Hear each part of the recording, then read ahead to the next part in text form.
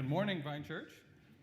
As you can see, we're going to be in Mark chapter 14 today, so I want to encourage you to turn to Mark chapter 14 in a Bible, phone app, something like that. As you can see, it's a good chunk of scripture that we're going through. What we've been doing, of course, is going through the narrative or the story of Jesus Christ, his life and his ministry and all of that. And what we're going to see in the passage today is kind of a culmination of everything that we've been looking at for quite some time. So if you remember, like my big hope that I've been sharing over and over through this is that you would see Jesus through this, that you would see the unfiltered Jesus, that you would not see the Jesus of maybe what you heard in like children's church, Sunday school type class, whatever, when you were a kid, whatever it was for you, if you were in the church at all, or maybe even the Jesus of pop culture or whatever else, like the unfiltered. What does those who know Jesus the best, what do those that follow him say about him? And so what we've been going through is just we're trying to build this picture of who is this guy? Who is it? Who does he claim to be? Who do those who followed him claim for him to be? And what does it mean for us to acknowledge that and see that? And then who do we believe that he is? And we've been trying to investigate that question for months now as we're going through Mark. And I hope that you're building a better understanding of who Jesus is as we've been going through this, that you're fine-tuning your belief of what Jesus is, or you're challenged with whether or not you should have belief in Jesus as you're going through this. Today, Jesus is going to be asked point blank about his identity, and he's going to answer it as clearly as possible. As clearly as he's ever answered a question about who he claims to be, he's going to answer that question today. So we have three different stories kind of pulled together. One is a story of his final betrayal. We have a story of his trial. And then we have a story of denial from Peter. And so we're going to pull all of these together to really try to hone in and answer that question of who do we believe Jesus is? And so we'll go into, as we saw there, this first part where you have a final betrayal, right? It says, immediately while he was speaking, Judas, one of the 12, came up to him and accompanied by a crowd with swords and clubs who were from the chief priests, the scribes, and the elders. Now he who was betraying him had given a sign saying, "Whomever I kiss, he is the one. Arrest him." And they will lead him under guard. And coming, Judas immediately went to him, "Rabbi," kissed him, and they laid hands on him to arrest him. So we've been seeing lead up to this event for weeks now.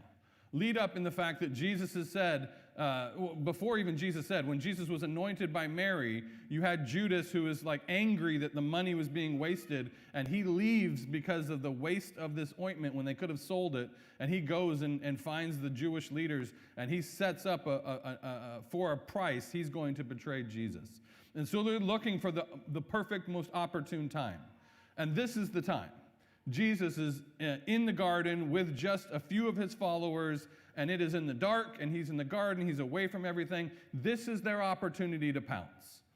And so Judas comes with officers, or basically armed guards of the Jewish council. You'll see later that he's brought to the high priest house. He's brought before the Sanhedrin, or basically the ruling religious and government structure of their day. In our day and age, we have a separation of church and state. In their culture, it was a joining of church and state. The religious high council is also the ruling high council, the governing high council of the people. And so they send out representatives with Judas to go find Jesus and arrest him and bring him back to them. And it says here how he does it. He's set up ahead of time. Hey, the one that I go up and kiss on the cheek, that's the one, arrest him. And it says they come up to Jesus and he says, "Rabbi," or teacher, a term of honor. Teacher, rabbi, and he kisses him, a sign of love and friendship to Jesus. And they seize and arrest him. I can't imagine. Man, Jesus knows this is happening. He's told his disciples that one of you are going to betray me. But man, it's got to be crushing at this moment. I mean, it says in here that Judas, and it specifies one of the 12. We know that already, but it's almost like it's emphasizing it. One of his close friends. I mean, one that he's opened himself up to. Somebody that he's made himself vulnerable to. Someone he's let know him and has come into his inner circle. This is somebody doing that to him. I mean, how open are you to letting people into your circle? I mean, Jesus, we've seen so far, he has this inner circle of 3, Peter, James, and John. He's got his 12. He's got other people that follow him. Like, he's more and more intimate in the smaller pockets of these people that he's with. In the 3, he's the most intimate with. With the 12, he's still very intimate with these people. Who are yours in your grouping? The reason we tend to do this is that we don't trust everybody, do we? We don't trust that everybody's got my best interest at heart. We don't trust that, like, are they going to bring good to my life or what? Like, so we're a little guarded. And then if somebody in your circle betrays you, somebody in your circle not only like betrays you, but is also like doing evil and harm to you at this point. And he does it in a gesture of friendship and love and honor as he kisses him on the cheek. It says that one of those who was with them, Mark doesn't sell it out, but I think John tells us later it was Peter, who drew his sword, struck the slave of the high priest, and cut off his ear. Jesus said to them, "Have you come out with swords and clubs to arrest me, as you would against a man inciting a revolt? Every day I was with you in the temple grounds teaching, and you didn't arrest me. But this has taken place that the scriptures would be fulfilled, and his disciples all left him and fled."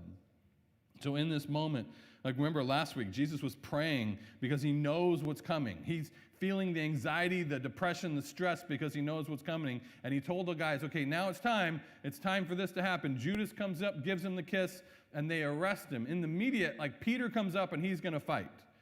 Now, Mark doesn't give us all the description of this, but the idea is Jesus basically says to Peter, put the sword away. That's not how we do it. That's not how our team's going to handle. That's not my kingdom, essentially. My kingdom is not one to fight. And he heals the guy's ear. In this story, he kind of glances over some of that, but then also it tells the story where Jesus says, "You're coming out after me with clubs, clubs and swords. Like you're coming at me like I'm going to fight back, like I'm going to resist what you're doing to me. I've been in the temple every day. Every morning, I leave Bethany, I go down the Mount of Olives, I walk into Jerusalem, I go into the temple, the most public place possible, and I am teaching everyone open and publicly, and I'm doing it every day. Why didn't you arrest me on any one of those occasions?" And we've already heard why they didn't arrest him on any of those occasions. The reason they didn't arrest him is because they were fearful of the crowds. The crowds were with Jesus, and they were fearful that if they arrested Jesus in front of everybody, the crowd would be swayed to go with Jesus, and they would lose their power and their control and everything else. So they go out to him like a crook, out in the dark and in the secret, treating him like a traitor or a rebel, and taking him. And it says here that as he did so, all the disciples left and fled. I mean, this is what Jesus was saying was going to happen as well. He told his disciples, like, one of them is going to betray me, but all of you are going to flee. All of you are going to leave me. I'm going to be left here completely alone. All of you are gone. And we were talking about this a little bit last week, but even thinking through that, like it's a hard thought to think of somebody that's close to you betraying you, but the thought of everyone who's close to you abandoning you in your hardest time, your most time of need. This is where Jesus is at. It says in verse 51, this is a weird one. Well, you guys, when you read through it, you know you looked at like, what is going on in this part of the story? I'm going to go through it all. This is what I do, right? So 51, a young man was following him wearing nothing but a linen sheet over his naked body, and they seized him, and he pulled free of the linen sheet and escaped naked. Why is this in Mark? This is a really interesting, weird part of Mark because like he gives us no detail of why this is part of the story. I mean, there's multiple reasons I could think. It's all going to be, speculation. There is no understanding of why Mark put this in here. There's some credible guesses of why it might be in there. My first initial thought was, well, if I'm telling the story of something, so say if I go to a Mariners game and I come home and I tell the recap of the game to my family, if I saw a streaker, it would be a part of my story. Right? I would say that. I wouldn't be able to leave that part of the story out. I don't know if Mark's just like, it happened, you have to know it happened. There's other thought that was just my crazy thought. That's probably not it. There's other thought that this might be Mark himself. That this could have been John Mark. This could have been John Mark's way of saying, I was there. And telling the story of himself without giving specifics. And if that's your story, you're probably not giving specifics that it's your name either. The idea here is this linen cloth is a nice cloth. It doesn't give explanation why there wasn't undergarments on. Most people would have had undergarments and probably some kind of wool outer garment. The wool would be more of the common threads of the day. If you're wearing linen, you're more of a richer class of people. The idea here is Mark might be just giving descriptions of what he saw, showing himself to be there. Again, that's speculation. We don't know. The other thought that was what I was reading about is the idea that maybe the idea that they're just trying to show like the fact that they fled in such a hurry and such a quickness, like the idea that like, I don't care if I lose my garments, I'm out of here. I'm abandoning Jesus and I'm out of here. Whatever the reasons in, we probably spent enough time on those two verses, but just trying to give, like, there's some reason that it's in there even if we don't know. But what we do see in this point is everyone has left Jesus. I mean, even if clothes or no clothes, they've abandoned him and taken off running and are away from him. Except the guy that we give probably one of the hardest times to, as we follow a little bit on the story, there's one guy that does stay at a distance. In verse 53, they led Jesus away to the high priest, and all the chief priests and the elders and the scribes gathered together, and Peter followed him at a distance, right into the courtyard of the high priest, and he was sitting with the officers, warming himself by the fire. Now the chief priests and the entire council were trying to obtain testimony against Jesus to put him to death, and they weren't finding any. So at least just for a moment, I want to highlight the fact that Peter didn't fully flee. Like all the other disciples took off. Peter's following from a distance. He's keeping a far enough distance where he's not going to get in trouble, but he is walking after the crowd that took Jesus away.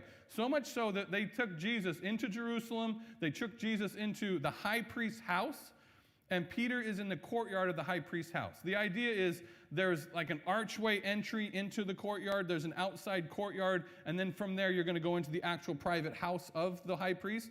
Peter's in the courtyard, warming himself by the fire with the officers or the people that just arrested Jesus and brought him there.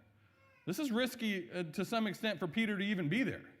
Now, the reason I want to highlight is Peter always gets a bad rap, and rightfully so. Sometimes he gets a bad rap, but he's also someone who's willing to keep going. He is going to go follow Jesus. He does love Jesus enough to follow and see what's going to happen to him. It says in here that Jesus is brought before this trial. It says the council, or which is known as the Sanhedrin, or the high council of all the religious leaders, have come together to obtain testimony against Jesus to put him to death. The prosecution has decided what they want of Jesus. They want to put him to death. This is not new news. As we've been reading through Mark, they want to kill this man. They've made it very clear that they want to kill him. But at this point, they're trying to garner witness and evidence against Jesus for some legitimate reasons of why they can put him to death. And it says here that they couldn't find any, for many people were giving false testimony against him, so their testimonies were not consistent. And some stood up and gave false testimony against him, saying, "We heard you say, I will destroy the temple that was made by hands, and in 3 days I will build another made without hands." And not even in this respect was their testimony consistent. So what's happening here is Jesus is on trial. They want to put him to death. They're bringing in the witnesses, one witness after the next, after the next, after the next, to try to bring a case against Jesus that he's deserving of death. And it says that there was many bringing false witness, or stories that don't match up, or even lies about what Jesus has said and done. And they're bringing in all these witnesses, and the stories just don't add up. They can't get it to work to where we're going to kill this man because none of the stories will match up. And it says there's one attempt where they actually use Jesus' words against him. Right? The wording is, Jesus said, one of the witnesses come in and said, "Hey, I heard Jesus say," and this is a reference from John 2, one of the times in which Jesus was in the temple, cleansing the temple and teaching the people, that it says, "Hey, I remember Jesus said that I will destroy the temple that was made by hands, and in 3 days I will build another without hands." Their accusation to Jesus is, he said he's going to destroy the temple. Like he is someone who's leading a revolt. He's going to destroy our temple. If you go back and look at John, Jesus doesn't say, "I'm going to destroy the temple." They're misquoting Jesus here in this. Let me jump just real quickly to that reference just to show. He says, John 2, verse 19, I don't know if we're going to have that up there. It says, Jesus answered them, destroy this temple, and in 3 days I will raise it up. Jesus did not say, I will destroy the temple, and he did not say, I will destroy the temple with human hands. He said, destroy this temple, and in 3 days I will raise it up. He does not say, I will build another. He says, I will raise it up. The direct words of Jesus is, destroy the temple, and I will raise it up. And they're claiming that he's saying he's going to destroy the temple and build another one. And the Jews of this time in John they said to him, it took us 46 years to build the temple, and yet you will raise it up in 3 days. It says in verse 21 that he was speaking about the temple of his body. And when he was raised from the dead, his disciples remembered that he had said this and believed the scriptures and the word of Jesus that Jesus had spoken. Jesus' words, he was saying, what is it about the temple of God? The primary purpose of the temple of God is where the presence of God dwells. What Jesus was saying in John 2 is, I am the very temple of God. The presence of God is with you right now in Jesus Christ. And you will destroy this temple. This temple will be destroyed. And when this temple is destroyed, I will raise it up again 3 days later. So powerful. Like the disciples remember this after the events that are going to happen here, and they remember what Jesus said, and it builds their faith all the more. But even that line of Jesus, they're misquoting Jesus by saying that he said he's going to destroy the temple. And even in this, it says, even in this respect, their testimony was not consistent. They couldn't get good evidence and witness against Jesus. So it says in here, this is like a profound change that's happening in the trial. In verse 60, then the high priest stood up and came forward and questioned Jesus. Okay, he's done with these witnesses. The witnesses aren't lining up. There's not enough evidence to kill Jesus. I'm just going to go direct to the source, the high priest does. He gets up out of his seats. He comes forward, aggressive manner to Jesus, and he stands and questions Jesus and says, do you not offer any answer for what these men are testifying against you? Jesus, what is your answer to what they're saying against you? What does Jesus do in this moment? In our day and age, we'd call it he pleads the fifth. He's not going to incriminate himself. There was actually nothing to incriminate. But he says nothing. It says here, he kept silent and did not offer any answer. It makes me think of the scripture that says, silent before the shears, he goes to his slaughter. The idea that he is not defending himself in this moment. What would you do in that moment? I would try to defend like crazy. I didn't say that. They're misquoting me. I'm not doing anything wrong. I'm just helping people. I'm teaching God's truth. I would defend like crazy. Anyone else? But it's such a hard moment when, he's in the grasp of his life. His life is right there on the edge, and he says absolutely nothing. I think there's so much to learn just from that line right there. You and I do not always have to defend ourselves. We can let the true character of who we are speak for itself, even though others might be speaking different than that. You ever find yourself in that position? I find myself in that position sometimes where I hear someone might be saying something Brandon said or something Brandon did, and I think to myself, I didn't do that. I didn't say that. I want to go clean it up so people think correctly or whatever. At some level, too, I want to be honest and say, well, did I do something that I should have to own and not always just trying to justify myself when I shouldn't be justifying myself. But times where I feel like I should, I want to go back and clean it up. I want to clean up my reputation. Anyone else? When people are saying stuff that you don't think is accurate or right to what you said or did, or even the intentions of what you were saying and doing, you want to go out and you want to clean up your reputation. This isn't just about a reputation. This is about your life. It's not just Jesus trying to clean up his reputation. It's your life is on the line here. And the high council is asking Jesus, don't you have anything to say for yourself? And Jesus stays completely silent, not offering any answer. It says again, the high priest was questioning him and said to him, are you the Christ, the Son of the Blessed One? Okay, all gloves off here now, right? I couldn't get the witnesses wouldn't line up. Jesus won't speak to me. I'm going to go right at him. This is what I think he's been saying, and this is what I want to know from him. Are you the Christ? Are you the Messiah? Are you the Son of the Blessed One? Are you the Son of God? Is what he's asking. And everything we've been looking through in Mark is to answer those two questions.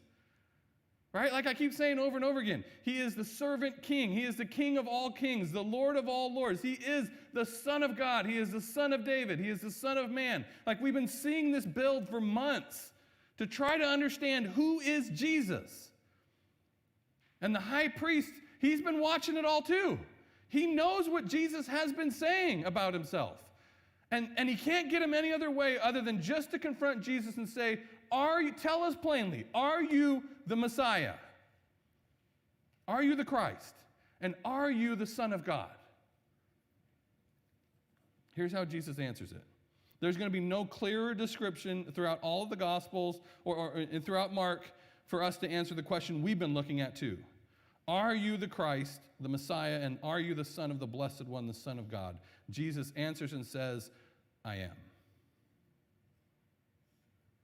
He didn't keep silent on that one. I am. And you will see the Son of Man sitting at the right hand of power and coming in the clouds of heaven. That's Jesus' answer. You want to know who Jesus is? Jesus answers it right there. Are you the Messiah? Are you the Son of God? I am. And you will see the Son of Man, how does he word it there? Son of Man sitting at the right hand of power, coming in the clouds of heaven. These are two Old Testament references. One is from Psalm 110, the other one is from Daniel 7. The Psalm 110 one, let me just briefly jump there. It says here that the Lord said to my Lord, sit at my right hand until I make your enemies a footstool for your feet. This is known to be a psalm of the Messiah. The idea that David here is speaking to his Lord, that the Lord says to my Lord, David himself is calling the Messiah his Lord, and the Messiah will sit at the right hand of the Father, will sit at the right hand of God. And he will sit there until his enemies are made a footstool for his feet. The reference here is the Messiah is divine, the Messiah is at the right hand of the Father, and he will sit there until an appointed time where he executes justice and judgment. Jesus is starting part of that work, what we're reading about in Mark, and he's still doing that work today. Jesus is saying, I am the Lord. But he's also, at this point, he's about to be killed, resurrected, and ascend up into heaven. When he ascends up into heaven, where is he at? The right hand of the Father. Where is Jesus today? The right hand of the Father. He's ready to go home. He's going home to the right hand of the Father in his divine status. And there is even coming a time where Jesus is going to execute judgment or justice. And all of his enemies will be taken care of. And he will reign and rule over. That's even something we're still looking forward to, the completion of that promise today. Not only this reference to Psalm 10, but you have this reference of Daniel 7, the line where he says, coming with the clouds of heaven. This is a direct reference to Daniel 7, the Son of Man prophecies of Daniel 7. It says, and I kept looking in the night visions. And behold, this is Daniel 7:13. I kept looking at the night visions, and behold, the clouds of heaven, one like the Son of Man was coming. And he came up to the Ancient of Days and was presented before him.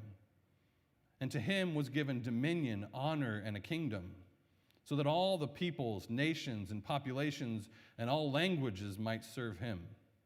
His dominion is an everlasting dominion, which will not pass away, and his kingdom is one which will not be destroyed. This is Daniel, hundreds of years prior to the events we're seeing in Mark. And Jesus is using this reference to say, I am the Son of Man from Daniel 7. And what we see of the Son of Man of Daniel 7 is Daniel seeing this vision of clouds coming, and with it, someone like the Son of Man. I'm seeing a human in the clouds of heaven, is what Daniel's saying. A human, but not just a normal human. This is a human that comes up to the Ancient of Days, God himself. A human that can stand in front of God and presents himself before God. And God gives him dominion over all things. He gives him dominion, honor, and a kingdom. so that all peoples, nations, populations, languages might serve him. It's an everlasting dominion, a kingdom that will not be destroyed. What we see in here is this Son of Man, Son of Man coming in the heavens. He has divine authority, a kingdom that parallels God's kingdom, an eternal kingdom. He himself being divine, dwelling in heaven with the Ancient of Days. These are the two references Jesus gives out. And the crowd in front of him know exactly what he's talking about. Jesus is making crystal clear the answer to the high priest questions. Are you the Messiah? Are you the Son of David that's going to come and set up this new kingdom? Are you him? And are you the Son of God? Are you divine? And Jesus says, I am. I wonder if it's a similar I am to Exodus 3. Right? Like when Moses in Exodus 3 says, hey, I'll go to your people, but when I tell them who's coming, what name do I give your people for who you are, Yahweh? And God says, tell them I am who I am. Tell them I am has sent you. The very name of God was, I am who I am. I am has sent you. The idea of I am who I am also it goes with the idea of like, I am what I am. I am the fullness of everything that I am. God describing himself this way. The idea that God's saying, if I am loving, I am the fullest representation of love. If I am compassionate, I am the fullness of compassion. If I am just, I am the fullness of justice. I am no less than everything that I am. God's saying the fullness of everything is found in him. Jesus uses a similar reference in John 8 when he says, before Abraham was, I am. He's saying, I am eternal. I'm before Abraham, and I am also the great I am of Exodus 3. Make no mistake who Jesus thinks he is. Jesus thinks he's the Messiah, the Son of God. Ultimately, the reason Jesus is killed is because he would not deny the fact that he is the Messiah, the Son of God. He's not killed because he did good things. He's not killed because he challenged authority. He was killed because he would not stop saying, I am the Messiah, the very Son of God. This leaves for us an extremely important question. The high priest is asking the question that we all need to ask and we all need to answer. Jesus has made clear who he is. Who do you believe Jesus is? Who you believe Jesus to be changes everything. This is when I think C.S. Lewis's claim of Lord, Liar, Lunatic fits in really well. If you've ever heard that thing of C.S. Lewis where he says, Jesus Christ cannot be what our culture tends to think of Jesus as, just a nice guy, a good teacher. You ever heard that claim? Jesus isn't really God. He's one of the others. He's one of the many spiritual leaders that has good wisdom to share, and you can glean some stuff from Jesus, you can glean some stuff from Buddha, you can glean some stuff from Muhammad. He's just one of many religious leaders that we can glean some good stuff from. He's a good teacher, good guy. C.S. Lewis says he does not leave that option available to you. He cannot be just a good guy and a good teacher. Why? Because he said, I am God. So C.S. Lewis says he gives you three options. He's either Lord, like he says he is, he's a liar, somebody saying he's God who's not God, or he's a lunatic, somebody who thinks he's God and isn't God. Those are your three options. He's not just a good guy and a good teacher. Because if he's just a good guy and a good teacher and he's not really Lord, then he's a liar or a lunatic and you wouldn't follow him. But the question is he really who he says he is?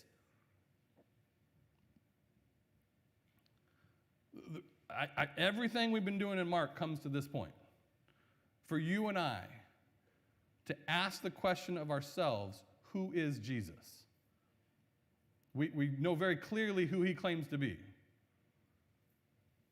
And I think even following the C.S. Lewis illustration a little bit further, the idea here is what else in the rest of his story would lead you to believe he's a liar or a lunatic?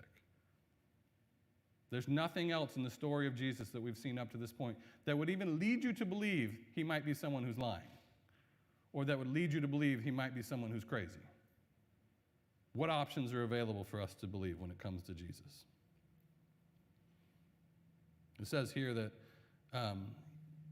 right after this moment, verse 63, they tore their clothes. The high priest tears his shirt and says, what further need do we have of witnesses?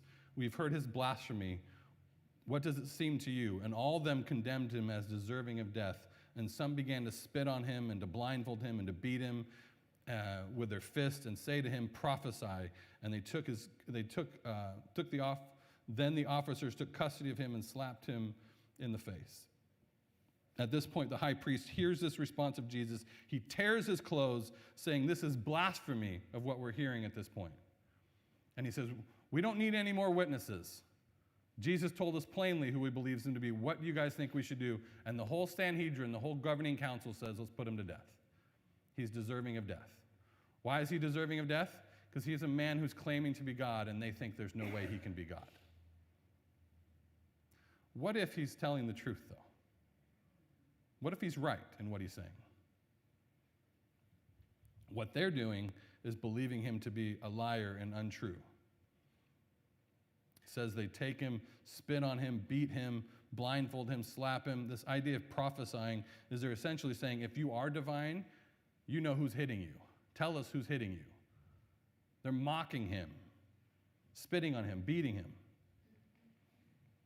I'm going to end in one last little story here from Peter, just to kind of see the picture of both his betrayal, his trial, and then the denial of Peter. In verse 66, it says, Peter was below in the courtyard.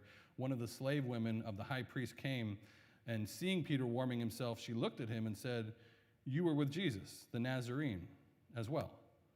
But he denied it, saying, I neither know or understand what you're talking about. So remember, we left Peter off. He's out in the courtyard where Jesus is up in the house, and one of the servants in there says that she's looking closely at him and says, you're one that's with Jesus. And Peter, out of fear or whatever, he says, he denies it. He disowns or declares to be untrue this connection with Jesus and says, I don't even know or understand what you're talking about. He's almost pleading ignorance, like, what's going on around here? There's something going on? I don't even know what's going on. Like, what are you talking about, lady? I don't even know what's going on. It says from there that he went out onto the porch. So he moves out of the courtyard, and he's moving a little bit further away from the house where the arched entrance into the courtyard is. So he's kind of moving out of there, and the same woman kind of follows him, sees him, and says once more to the bystanders, to the others that are around there, this man's one of them. But again, he denies it. And a little while after, the bystanders were saying to Peter, you really are one of them. You are a Galilean as well. So Peter's outside. So he's denied Jesus twice. He's outside of the courtyard now, and the bystanders that's hearing this lady's thing, they're like, his accent sounds Galilean. He's a Galilean too. He must be someone that's with Jesus. And in verse 71, it says, he began to curse himself and to swear, I do not know this man by whom you speak. And immediately the rooster crows a second time, and Peter remembers how Jesus had made the remark to him, before the rooster crows twice, you will deny me 3 times. So Peter, this is a hard moment, right? I give him a little props to the fact that he followed Jesus. He's there when the rest have fled. But when the lady comes asking, she's like, I don't even know what you're talking about. I don't know what you're talking about. And then the whole crowd's like, yeah, he's got to be with him. He's Galilean. And then at this point, Peter invokes an oath on himself. He's almost like saying, I swear to God, or I swear on my mom's whatever. You know what I mean? Like the swear of oath. He takes an oath and says, not only like I don't know what's happening, I do not know this man. I don't even know the man you're talking about, is what he says to him. This is the same Peter that a few chapters previous, when asked who is Jesus, asked him, who do people say that I am? He says, you are the Christ, the Son of the living God. Peter makes the claim earlier to know you are the Messiah. You are the Son of the living God. And at this moment, when the pressure comes and the fear is hitting him, he denies Jesus and swears an oath to himself. I swear to God, I don't know this guy. Never seen him before in my life, is what he's saying. Other gospel accounts say that Jesus actually makes eye contact with Peter as Peter's saying this.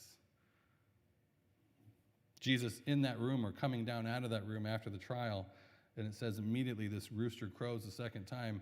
Peter remembers that Jesus told him, hey, before the night's over, before the next morning comes up, 3 times you're going to deny me. And Jesus said, no, I'll go to any length with you. I will not deny you. And he denies him. And it says after he feels this, he hurries off and began to weep, to cry, to lament, to wail. The reason I think it's important to highlight this last little piece is one of the important lines that Jesus has taught his disciples back in chapter 8 of Mark, is he says, let me just read it real quick here. It says that whoever is ashamed of me and my words in this adulterous and sinful generation, the Son of Man will also be ashamed of him when he comes in glory with his Father and his holy angels.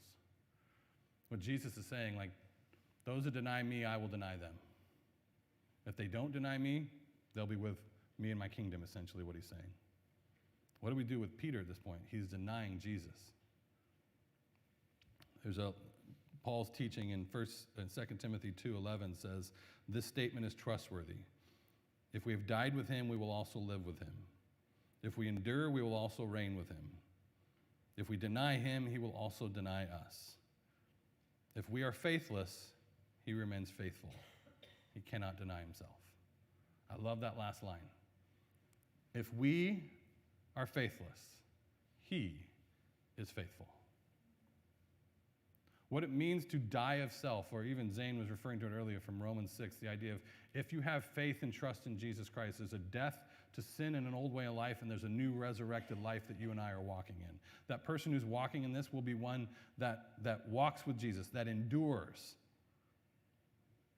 that will not be found denying him at the end. And I want to word it that way. Doesn't mean that you won't deny from time to time. Doesn't mean the pressure won't mount sometimes. Well, you'll want to fall away or push away. Does the pressure mount to abandon Jesus at this moment? Have you ever felt the pressure to abandon Jesus? I think anyone who's followed Jesus for any length of time, if you're going to be honest, has said, I have felt the pressure to abandon Jesus. I have felt the pressure to quit my job many times.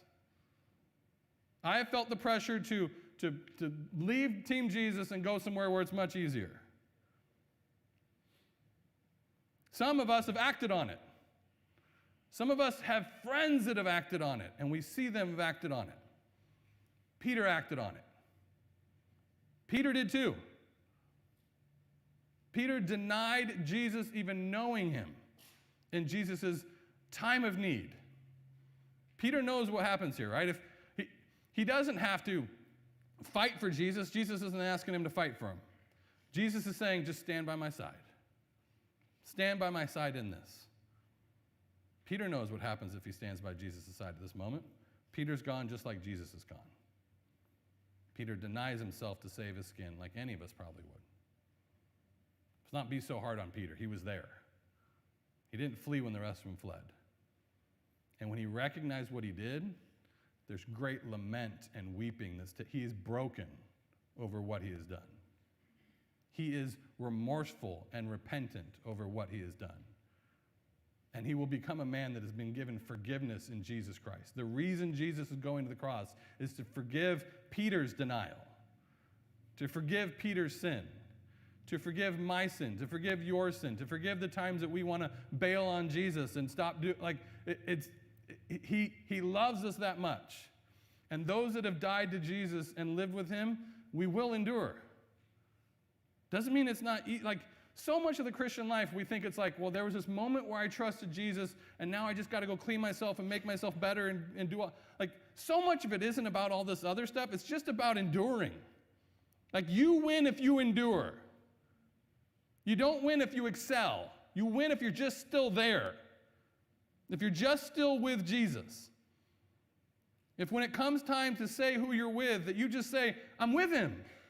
To have trust and faith in Jesus is to say that I'm with him. I believe him. I trust him. He is God. He is forgiving my sins. He is all of my life. He is all of my value. He is who I'm with. He is the person that I connect myself to. And even though we want to pull away and deny him and whatever else, and the pressure's there to do so, the fact that on our deathbed, we can say, I'm still with him. That's what it's all about. It's not about whether or not you've had rocky roads in between and whether or not you've become this super Christian that is cleaned up. It's all about, in the end, can you say, I'm still with him? That proves a sincerity of faith. Peter's given another chance here. He's given another opportunity. Even though he denies Jesus in Jesus' most profound moment, Peter's given another opportunity. The grace of Jesus Christ is sufficient for you and I. And the goal is to see Jesus for who he is, to trust him and walk with him. And that walk will be difficult from time to time. But in the end, will we have persevered? Will we have endured? Will we have not denied him? That will speak something of the true faith that we have or don't have. And I think even in this moment, it's reminding me of people that I know that have abandoned Jesus and walked away, to still hold out hope that Jesus would forgive them like he forgives Peter. All it comes down to is understanding who Jesus truly is. And no one can answer that question for you other than yourself. Mark is laying out the claim of who he believes Jesus to be. Jesus is making it very clear who Jesus believed himself to be. The question is, who do you and I believe Jesus is? And answering that question a specific way changes our life. It is a big question to ask yourself. I'm not trying to tell you to answer that question in a flippant manner. Like, think through that. Pray through that. But how do you answer that question? That is the most important question you will ever answer in this life. Let's pray. Father, I thank you so much for your word. I thank you for how it challenges me and changes me, and it draws me into who Jesus is. Lord, I remember the 17-year-old young man who professed faith and trust in Jesus Christ, and I know today, Lord, that I want to continue to walk with you.